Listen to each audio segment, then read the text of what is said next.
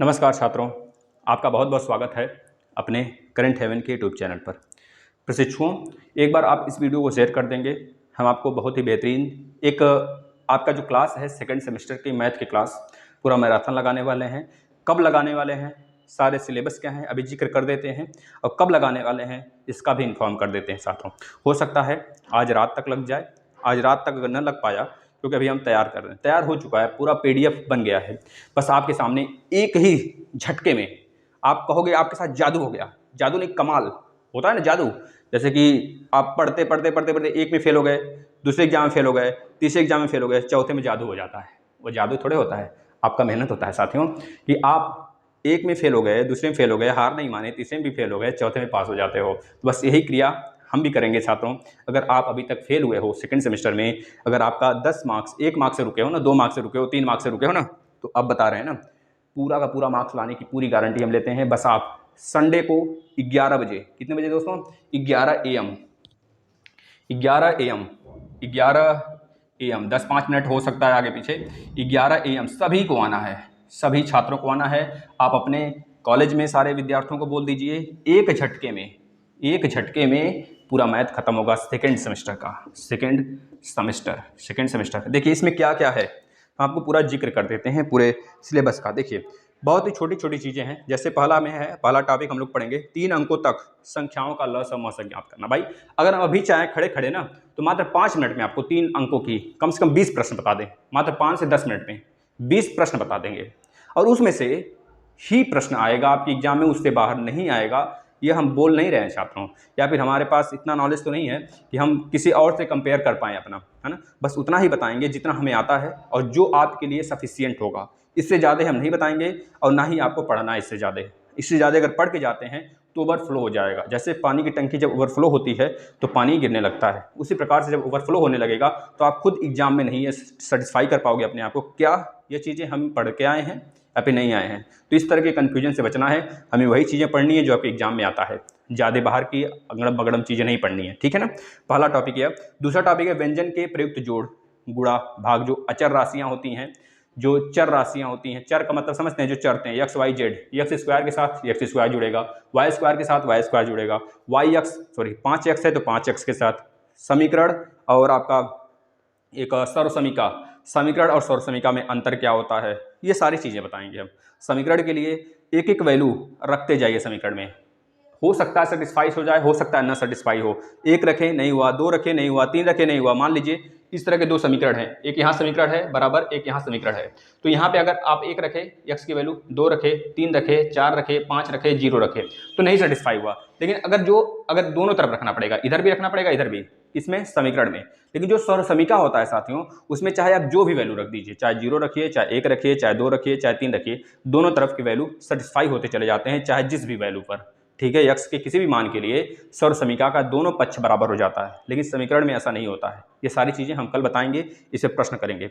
अब एक चीज और, प्राकृतिक संख्या, पूर्ण संख्या, पूर्णांक तथा परिमेय संख्याओं का अवधारणा क्या है, यह तीसरा टॉपिक पढ़ना है। प्राकृतिक संख्याएं क्या होती हैं, वह संख्याएं जो 0 से स्टार्ट होती हैं, n तक जाती हैं। इनफाइनाइट नहीं बोलेंगे छात्रों, क्योंकि इनफाइनाइट होता ही नहीं है कुछ। इनफाइनाइट जो लोग लिखते हैं शायद वो अच्छे से पढ़े हों, भाई हमसे बेहतर पढ़े होंगे तभी इनफाइनाइट बोलते होंगे, लेकिन हमारे नॉलेज में, जहाँ तक हमको हमारे संज्ञान में है, वो 0 से लेकर इनफाइनाइट तक, 0 से लेकर इनफाइनाइट तक नहीं, 0 से लेकर n तक। n मतलब नेचुरल संख्या होता है, n मतलब नंबर ऑफ नेचुरल संख्या, यानी कि समझ रहे हैं, जैसे 1 है, 2 है, 3 है, 4 है, 5 है, 6, पॉइंट भी नहीं। अगर 1/2 आ गया तो नेचुरल नंबर नहीं है, -1/2 आ गया तो नेचुरल नंबर नहीं है। नेचुरल नंबर क्या है, प्राकृतिक संख्या है जो 0 से स्टार्ट होती हैं। जैसे काउंटेबल नाउन्स, काउंटेबल मतलब 1 संख्या है, 2 संख्या है, 4 संख्या है, 5 संख्या है, 6 संख्या है, 7 है, 20 किलो आलू है, 10 किलो आलू है। तो यह 10, 20, 30, 40, 50 ये सब क्या है, सब प्राकृतिक संख्याएं हैं n तक, ठीक है। इसके बाद पूर्ण संख्याएं क्या होती हैं और पूर्णांक क्या होता है। पूर्ण संख्याएं का मतलब संपूर्ण, जैसे 0 से स्टार्ट होता है। पूर्ण संख्या में सबसे छोटी संख्या 0 होती है, और प्राकृतिक संख्या में सबसे प्राकृतिक संख्याएं दोस्तों 1 से स्टार्ट होती है ना, हमने गलत बोल दिया, उसको थोड़ा सा ध्यान दीजिएगा।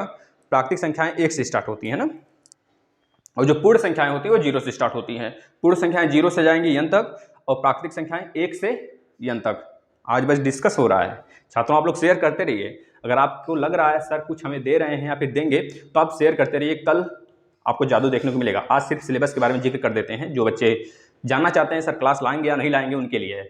और इसी तरह फोर्थ भी लाएंगे, फोर्थ सेमेस्टर का भी लाएंगे, चिंता ना करें। फोर्थ सेमेस्टर का मंडे को आपको पूरा का पूरा सिलेबस के साथ पहले दिन मतलब सुबह सिलेबस देंगे और शाम तक पूरा का पूरा क्लास मात्र 3 से 4 दिन में खत्म कर देंगे साथियों। तो आप लोग जुड़े रहिए। और दूसरी चीज़ पूर्णांक, पूर्ण संख्याएं क्या होती हैं पहले ये देख लीजिए। पूर्ण संख्याएं 0 से n तक होता है। पूर्णांक क्या होता है? पूर्णांक का मतलब पूरी संख्या, जैसे 1/2 ये पूर्णांक नहीं है, 3/2 ये पूर्णांक नहीं है, 4/2 ये पूर्णांक नहीं है, 5/2 ये पूर्णांक नहीं है। पूर्णांक क्या है? पूरी संख्याएं, 1 हो, 2 हो, 3 हो, 4 हो, 5 हो, ये पूर्णांक होती हैं। पूर्णांक में आपका माइनस में भी चला जा सकता है वैल्यू, यानी कि 0 के इस साइड भी, 0 के इस साइड भी, यानी कि जो आपका नंबर सिस्टम पर हम लोग शो करते हैं 0 के दाहिने साइड प्लस में होता है, 0 के बाएं साइड में माइनस में होता है। ये दोनों संख्याएं पूर्णांक होती हैं, इस चीज़ को नोट कर लेंगे। और जो भी चीज़ जैसे कि 2.5 अगर हम उस पर प्रस्तुत कर सकते हैं नंबर लाइन पे तो अभी पूर्णांक होगा।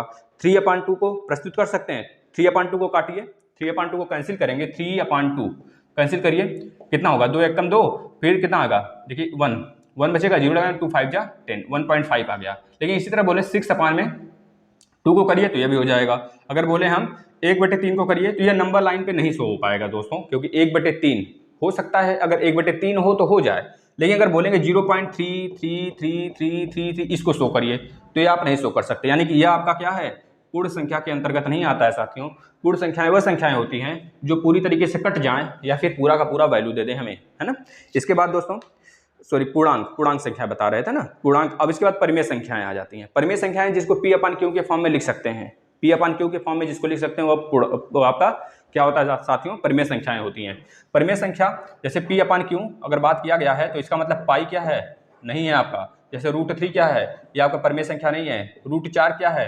परिमेय संख्या है, क्योंकि इसको हम 2 लिख सकते हैं। √9 क्या है? परिमेय संख्या है, क्योंकि इसको हम 3 लिख सकते हैं। √16 क्या है? परिमेय संख्या है, यानी कि इसे हम 4 लिख सकते हैं।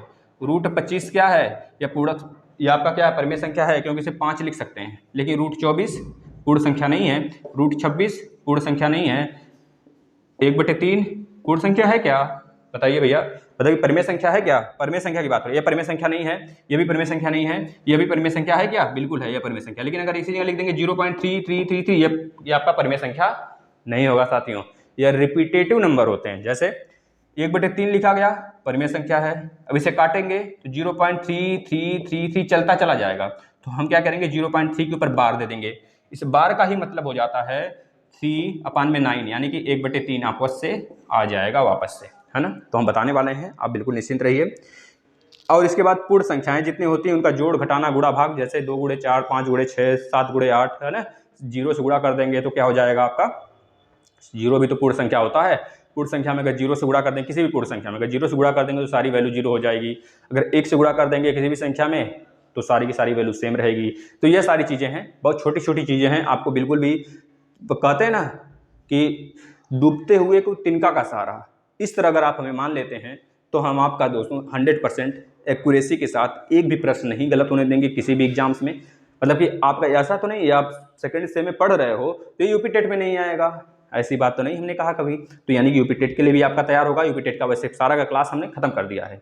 मैथ पूरा खत्म हो गया है, मैथ में 1-2 चैप्टर और बचा हुआ है। लगभग 52 क्लास हमने मैथ में पढ़ा दिया, और हिंदी में लगभग 40 क्लास हमने पढ़ाया है। उससे एक भी प्रश्न बाहर नहीं आएगा। हम समय समय पर उसका टेस्ट लेते रहते हैं, लेकिन थोड़ा सा इधर आपका एग्जाम है तो थोड़ा सा इसके लिए हम पढ़ा रहे हैं। जैसे ही आपका एग्जाम में खत्म होता है यूपी टेट के लिए आप लग जाइएगा। इसके बाद जैसे रेखी समीकरण हमको पढ़ना है, एक चर और सर्व आपका हमने बताया ना, सर्व समीका पढ़ना है, समीकरण तथा सर्व समीका पढ़ना है, वो चीज़ हमने बता दिया। इसके बाद क्षेत्रफल, आयतन, यह सब पढ़ना है दोस्तों, यह हो जाएगा, सेकंडों में हो जाएगा। व्यंजकों का गुणनफल, सर्व समीकाओं का गुणनफल, यह पढ़ना है, हो जाएगा दोस्तों। इसके बाद त्रिभुज, आयत एवं वर्ग का क्षेत्रफल पढ़ना है, हो जाएगा भाई। कहो तो अभी पढ़ा दें, अभी नहीं, क्योंकि सभी छात्रों को हमने प्रॉमिस किया है दोस्तों इस वीडियो को वो शेयर करेंगे, जिससे कि आज बहुत सारे छात्र इस वीडियो के माध्यम से इस चैनल पर जुड़ पाएंगे। और हम आपका कल से पूरा का पूरा दोस्तों मात्र 3 घंटे में आपको मैराथन जुड़ना है, सुबह 11 बजे से। आप देख लीजिए 3 घंटे जोड़ लीजिए, हो सकता है आधे घंटे ज़्यादा हो जाए, आधा घंटे कम हो जाए। जैसे ही आपका सिलेबस खत्म होगा वैसे ही वीडियो स्टॉप होगा, ठीक है। इसके बाद सर्वांग समता और समरूपता का नियम क्या है, तत्समक क्या होता है, योज्य प्रतिलोम क्या होता है, ये सारी बातें हम करेंगे। त्रिभुज के संदर्भ में सर्वांग समता की शर्तें बताइए। तो यह पूरे आपके सिलेबस हो गए, बस इतना ही तो पढ़ना है। इसके बाद आपको बारंबारता है, बांटन है, बंटन बारंबारता किसको नहीं आता है, बहुलक किसको नहीं आता है, माध्यिका किसे नहीं आता है, माध्य किसे नहीं आता है। तो माध्यिका माध्य तो इसमें है नहीं, है ना। माध्यिका माध्य आपका थर्ड सेम के लिए है। तो बस आप लोग जुड़ जाइए साथियों। अब आप लोग की जिम्मेदारी है कि आप कितने छात्रों को अभी का अभी जोड़ पाते हैं। अभी का मतलब तुरंत। दोस्तों अब आपके ऊपर डिपेंड है कि कल के लिए आप कितना तैयार हैं और कितना डेडिकेट हैं। अगर आपको लगता है अभी तक हमने फुल मेहनत किया था लेकिन नंबर नहीं आ पाया सर उतना, तो अब आपके लिए अच्छा मौका है साथियों, क्योंकि अगर आप बीटीसी में अच्छे नंबर गेन करते हैं तो आप शायद 10% के लायक हो जाएंगे। क्योंकि आपको पता है हमने सुपर टेट का किस प्रकार से नंबर दिया जाता है। सुपर टेट में आप क्वालिफाई जब कर लेते हैं सुपर टेट, तो किस प्रकार से नंबर मिलता है सुपर टेट में, उसके लिए एक वीडियो बनाया है। तो कितना महत्वपूर्ण होता है आपका बीटीसी में अच्छा नंबर लाना, वो आप सुपर टेट का जब पेपर देंगे तो आपको पता चल जाएगा, या फिर आप देख लेंगे वीडियो को कि सुपर टेट में किस प्रकार से नंबर दिया जाता है ना। कितना महत्वपूर्ण होता है आपका बीटीसी। बीएड आपका उतना तो महत्वपूर्ण नहीं होता, आपका तो 10th और 12th का मार्कशीट होता है, उसमें कुछ 1-2% आगे पीछे होता है, लेकिन ज़्यादा अंतर नहीं पड़ता है। लेकिन जब आप बीटीसी में या फिर बीएड में अच्छा नंबर लाते हैं तो यह ज़्यादा महत्वपूर्ण हो जाता है, या अच्छे नंबर गेन कर लेते हैं और आप थोड़ा सा एकेडमिक वाले बच्चों से ऊपर हो जाएंगे अगर अच्छे नंबर गेन करेंगे तो। अगर एकेडमिक में कम है तो बीटीसी में दबाकर मेहनत करिए, अच्छा नंबर आएगा छात्रों। और 4th सेमेस्टर वाले बच्चों को हम ये कहना चाहते हैं, वैसे आप लोग का भी 4th सेमेस्टर होगा, तो ये कहना चाहते हैं मंडे से वो भी तैयार रहेंगे। ठीक है छात्रों, चलिए नमस्कार। अगर आपके ऊपर है, अगर आपको लग रहा है सर हमारे लिए कुछ कर रहे हैं, तो आप शेयर जरूर करेंगे वीडियो को। शेयर करेंगे 1 बार 2 बार 3 बार नहीं, जब तक कल वीडियो नहीं आती है संडे को 11 बजे, तब तक इसको शेयर करिए। जितनी बार आपके सामने वीडियो है उतनी बार शेयर करो छात्रों। आपके ऊपर, ये आपके ऊपर हम छोड़ रहे हैं। ठीक है, नमस्कार। अन्यथा कम बच्चे रहेंगे तब भी पढ़ाएंगे, अगर 1-2 बच्चा रहेगा तब भी पढ़ाएंगे छात्रों। आप लोग बिल्कुल भी हम पढ़ाने से बिल्कुल कंप्रोमाइज़ नहीं करेंगे ना, पूरा का पूरा वैसे ही सिलेबस मिलेगा आपको जिस प्रकार से। अगर 100 बच्चे हमारे पास हैं तब भी, अगर 2-3 बच्चे हैं तब भी, है ना। चलिए धन्यवाद।